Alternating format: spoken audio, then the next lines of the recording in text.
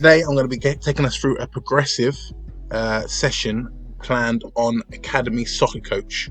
So this is planning software which you can see now on your screen that I personally use, not only when creating my coaching portfolio but also just planning sessions before going out there with my teams and actually doing it on the pitch. I find that by planning it on here and seeing the players kind of on the pitch, if you like, with the equipment on the pitch, that kind of visualization helps you to see more clearly what it is you're trying to put across. So when you get into the training session, it just helps you to you've seen it before on the screen and you can execute it much better. Here you have the pitch layout, and what I especially like is on the bottom here you can scroll through a number of different pitch templates that you can use throughout, which is really handy for depending on what session you're doing. What I love is it's all on the screen in front of you, so you're not going from one screen to the next. It's just all there and you can see exactly what you're doing. So let's get straight into the session, guys. Now I'm going to start off by bringing in my players. For this I'm just going to use six players because I don't want to over clutter the pitch. I want you guys to be able to see what's happening on the pitch and make it a bit clearer for you. So I'm just going to pop in 1, 2, 3, 4, 5 and stick one more lad up the top here. Yeah, you can go in there. So 6 players on the pitch, and we're going to start off with doing the ball movements. But firstly, guys, of course, I want you guys to know the list of equipment that is necessary to do this entire session, because you're going to see that as I plan the session, nothing has to be moved from the pitch. Only maybe a few things have to be added from time to time as the session progresses. So the list of equipment, I'm going to pop that on your screens now so you can see all the equipment that you need in order to do this session. So just check through that equipment. It's not much really, simple bibs, balls, cones, and pretty much that is it. So back to our screen here, we've got the 6 players that we've got here, and on the outside of the pitch, I'm going to explain why in a second, but you can use this to set your pitch up. I'm going to put a mixture of blue and red cones around the outside. This is all part of your pitch setup at the very beginning. And what's great is as you put these cones around the outside, not only are these going to be used for our session, but also it outlines the pitch. As you can see here, of course, on this software, I've got the pitch template. It's outlined the pitch for me, but when you're out there on the pitch, on the 3G or the grass, you're going to have to put the pitch markings in yourself. So everything that's down on the pitch is going to be utilized as part of the session that we're going to put on. So with 6 players in the middle here, you might have a session with 10 players, 12 players. It doesn't matter. You can just put them in. This session can work with however many players you've got. Okay, so we're going to start off with movements for the players. So I always believe that when we start a session, dynamic movements. Here, just say number 1, we're going to go with our dynamic movements. Now, I think this is really important. It gets the players moving, loosened up. You can do your stretches within it as well. So I'm going to put on the screen now a list of the different dynamic movements you can do. So going back to our pitch here, what's important for you to kind of ask from your players is that as they're moving around the area, they're changing direction constantly. So you don't want players to be going in circles or straight lines. You want them to be changing direction and getting used to the space around them. So that's really important here. So even though the walk may just be general movements, you're still getting the players switched on, focused, thinking about time, movement, space, all stuff like that. So in the game, they're more switched on and alert. Speaking of awareness and being alert, we're now going to bring in our blue and red cones around the outside that I put in around the outside here. So at any point whilst the players are doing their movements, you call out red. As he's doing his movements around the area, whatever he may be doing, he's then got to be scanning as well, checking his shoulder, both right shoulder and left shoulder. And then when you call out the colour, he should be making a movement towards that colour, touching it with his hand. So there's a little bit of a bit of agility in there as well. So getting down low, touching the cone with his hand, and then moving back into the area. So that's going to be kind of the first progression, if you like, within this session. You'll be looking to see the players who react the quickest, so aren't just looking ahead or switching off. They're alert, they're switched on throughout the session. Moving on now, after you've done the movements, we're going to go into a series of awareness tag games with the boys. Now, the first tag game that we're going to do is basically you're going to ask the players to tag each other on the back, but without looking at each other. So, sounds a bit confusing to explain, but if I try and demonstrate here, this player here that I've just highlighted, he's crept up behind this player here. Now, if this player here can make a movement here and tag this player on the back, then this player here scores a point. The idea is that this player should be checking and scanning their shoulder at all times. So they should be aware of what's around them, and hopefully somebody's not creeping up behind them because they've seen that they're coming in, because they've checked their shoulder and they've moved off. So this is a good tag game to get the players kind of switched on with time and space and also scanning their shoulder. The players really enjoy this. It's a points game. At the end, you can ask who scored the most points. And yeah, it's just a bit of fun. So you can play a few rounds of that. After you've done that, we're then going to move on to, like I said, this is a progressive session. You don't have to take anything out. You just need to add things in. So now you might tell the players that they can have a quick drinks break. And then you're going to get the players to get a ball each. So I'm going to give each player a ball now.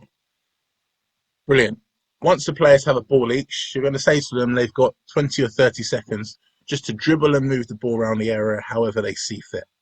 Okay, so they're going to start by just doing a series of skills or just dribbling with the ball around the area, expressing themselves, and they've got 20 or 30 seconds to show you whatever they want. After that, you're going to go into a series of set ball manipulation exercises. Now, if you want an idea about some of the ball manipulation exercises you can do, I'll pop some ideas on the screen now.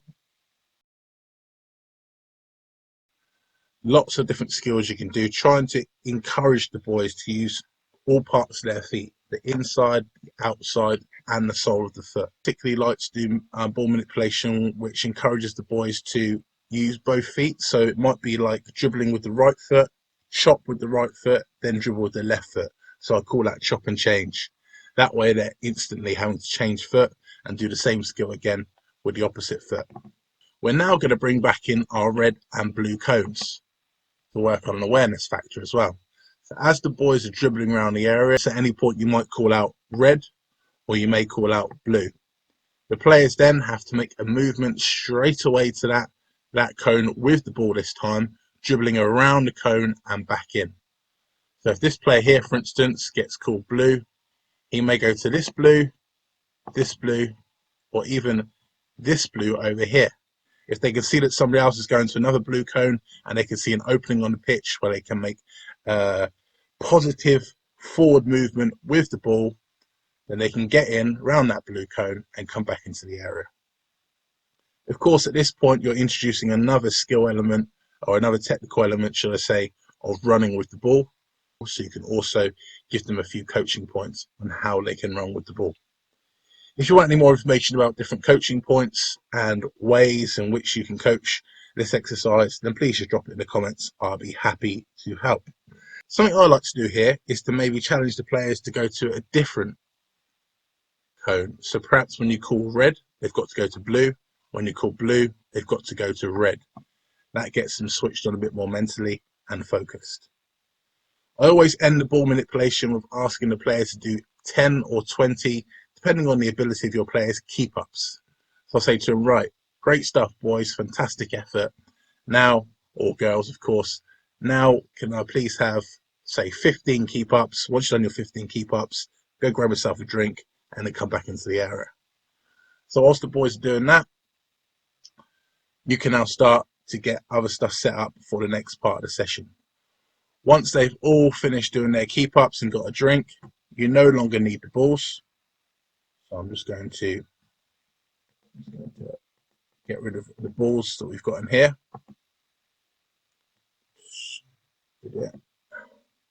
So we only need one ball on the pitch now. Actually, we need two balls. So now moving on to our next part, we're going to bib some of the players up now. So we're going to get rid of a couple of these players here that are in the white kits, and I'm just going to bring in 3 players in red. Now, you may do this differently. Of course, you may just stick some red bibs on these players if you've got some bibs about. If you haven't got bibs, you can ask them to hold cones. At this point, guys, you do not need to move the blue or the red cones from the outside. Like I say, they're still your pitch layout, so you can keep them in there for the entire session. We're only adding things in. Now you need a ball each for the white team. White team's got a ball there, and just bring a ball in for the red team.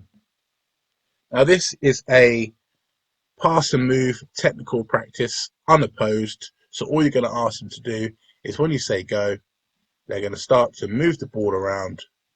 I'm just going to put a few passing lines in here. So for instance, the reds will just move the ball around in from red to red with movement of the ball. So once this red's played the ball here, this red may move into this space here, or this red now to pass him in the ball. Once again, as I said, by putting in these lines, it's helping you to visualize on the pitch what it's going to look like. And when you go on their pitch, it just makes it much clearer in your mind. So the reds are going to be passing the ball around, and the whites are going to be doing exactly the same. Some of the coaching points that I like to focus on here are stuff like pass detail. By pass detail, I mean the weight of the pass, whether we're passing here to feet or to space. For instance, this red here could pass the ball directly to feet here, or you could pass the ball slightly into the space here for this player then to move on to receive the ball. Okay, so pass to feet, pass to space. Weight of pass, you can challenge your players to play 1-touch or 2-touch football, try and move the ball a bit quicker, 3-touch maximum perhaps. You can challenge your players to maybe before they pass the ball to get a skill in, which is going to help them with the ball manipulation that you've just done. I also like at this point to coach movement as well. For instance, this player here, the player in white has got the ball. He's now going to pass the ball into this player here. Now, what I'd like to do is look at how this player here is going to receive the ball.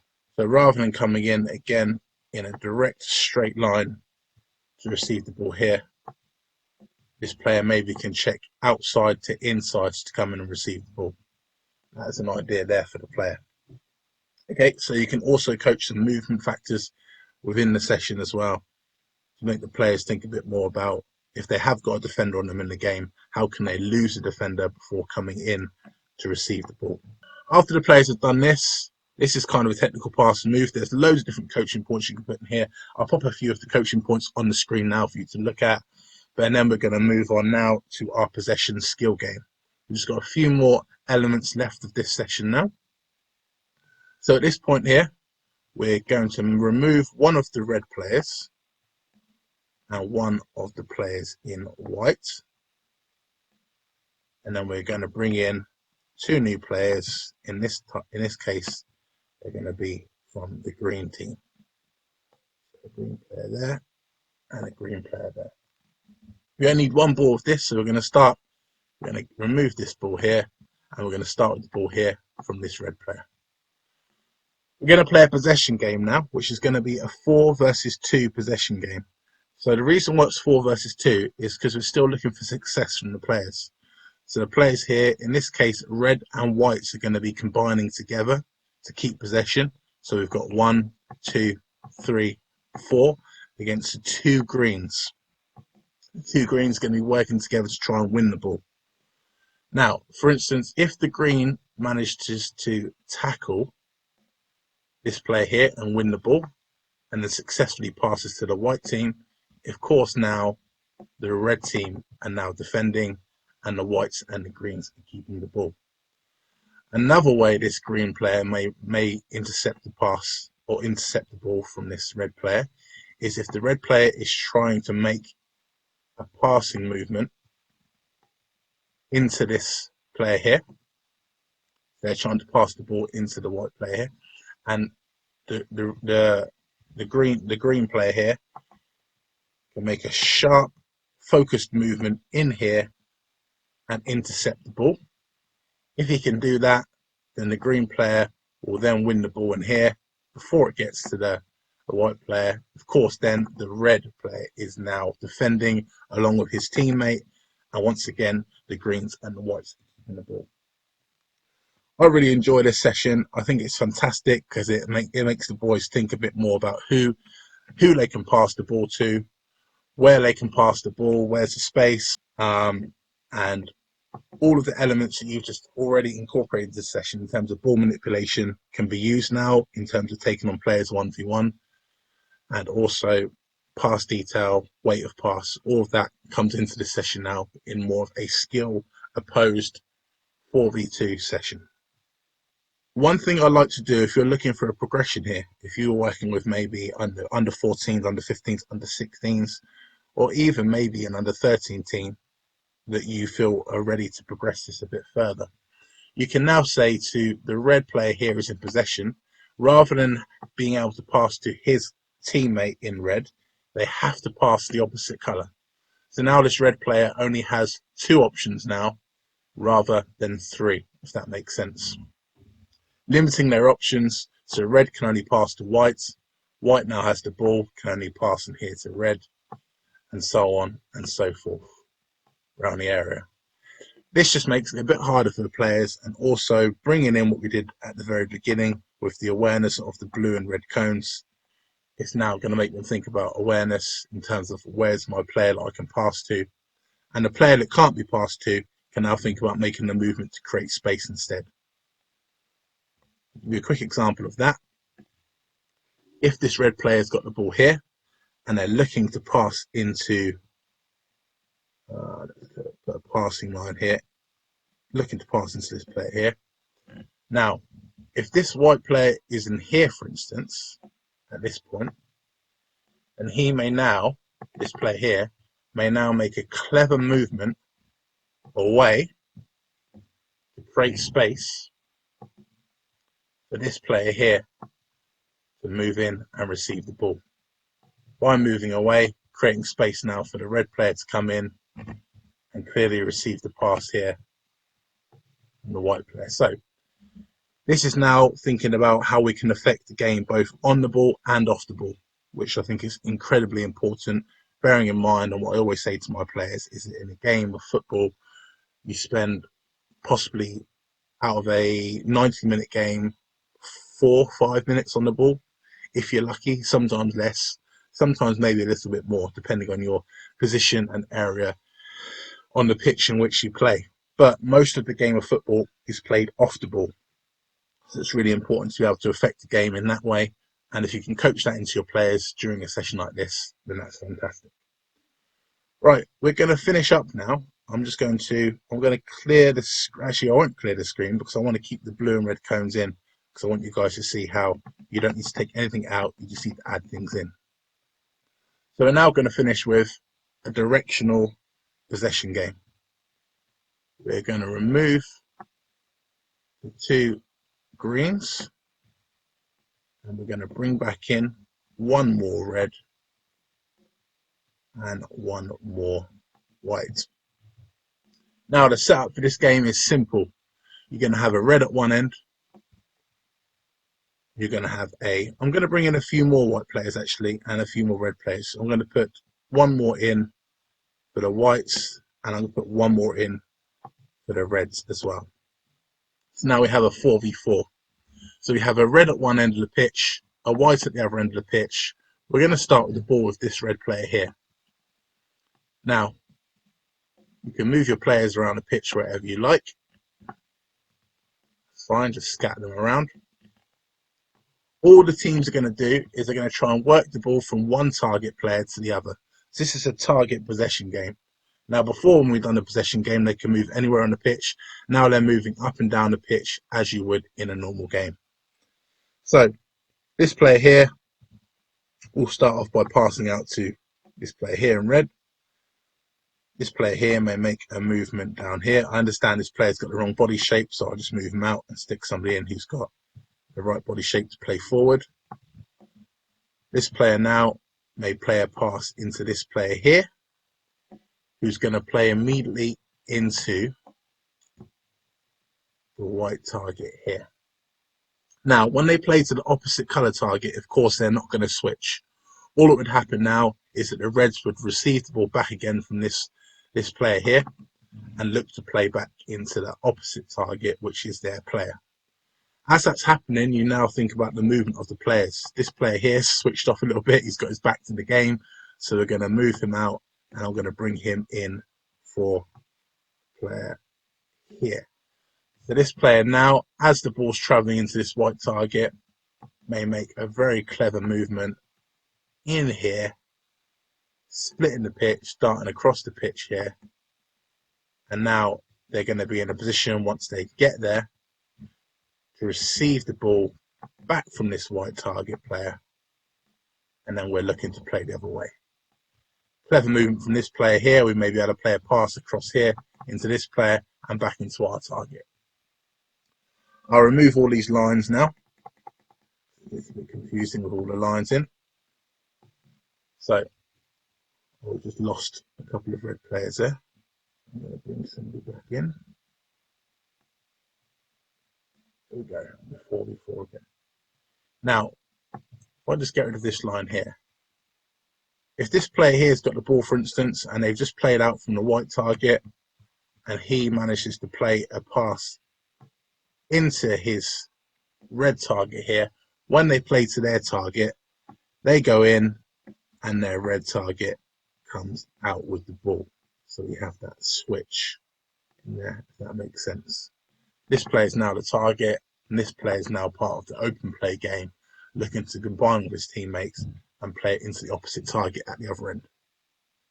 So, yeah, that's pretty much it, guys. That is the full progressive session. I hope you enjoyed that. Now, for me personally, like I said, I like to plan on something like Academy Soccer Coach, because not only do I use it to plan and print out sessions for my portfolio, but also just by visualizing the session like this and seeing it in front of you makes it so much easier to go out on the pitch and execute. If you have a very large squad of maybe 18 or 20 players and you want to know how you can do this session, drop it in the comments and I can give you some adaptations and different ways in which you can approach this same sort of session with a larger group. So guys, I hope you enjoyed this video. I'm looking to do videos like this every single week. So if there's any particular sessions that you want to see, I'm hopefully going to make it every Wednesday. I'm going to do a session similar to this on Academy Soccer Coach, where you guys can see the layout and a complete progressive session from warm up to cool down. So just mentioning the cool down with younger players, not as important, but as the players start to get older and start to grow and develop, it's a good idea after an intensive session to do some stretches with your players at the end. So just to help them warm down, some static stretches, dynamic to warm up, static to cool down is really, really important. So they can help with their muscle recovery, ready for the next training session or indeed match. So, like I said, guys, hope you enjoyed this video. If you're new to my channel, please don't forget to like, share, subscribe, and all of that. I appreciate all the support. And yeah, at the moment, of course, guys, it's lockdown, so you can't really get out there and actually put these sessions on with your players for another couple of weeks. But what you can do is you can get something like Academy Soccer Coach or any other software that you've got, and you can start to plan and prepare so when you go out there on the pitch, you're ready and raring to go. Have a great day, guys. Take care of yourself, and I'll see you on the next video. Cheers.